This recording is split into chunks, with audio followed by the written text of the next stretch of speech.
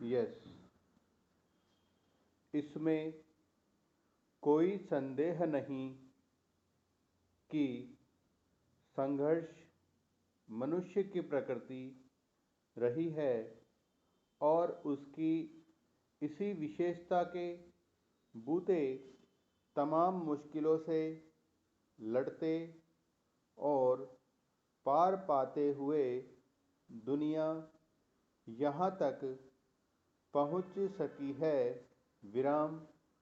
वह प्राकृतिक आपदाएं हों या फिर समय समय पर आने वाली महामारियों का कहर, मनुष्य ने उनका सामना किया और आगे का सफ़र तय किया है।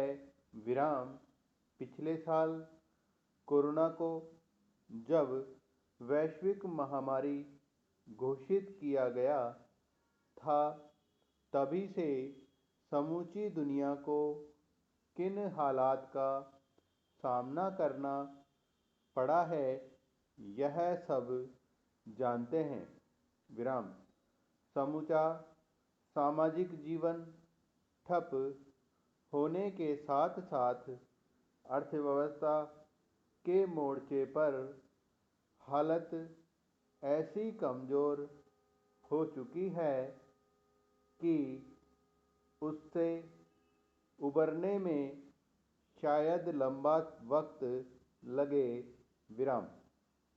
पिछले कुछ महीनों से इस महामारी का जोर कमज़ोर होने के साथ साथ पूर्णबंदी में क्रमशः ढील दी जा रही है और आम जनजीवन की गतिविधियां फिर से सामान्य होने के क्रम में हैं। विराम। इसी संदर्भ में पिछले कुछ समय से सरकार से लेकर आम लोगों के बीच अलग अलग स्तरों पर इस बात पर चिंता जाहिर की जा रही थी कि पूर्णबंदी की वजह से बंद हुए स्कूल कब खुलेंगे। विराम। महामारी और संक्रमण की गंभीर स्थिति के मद्देनज़र निश्चित तौर पर स्कूलों को खोलना एक बड़ी चुनौती रही,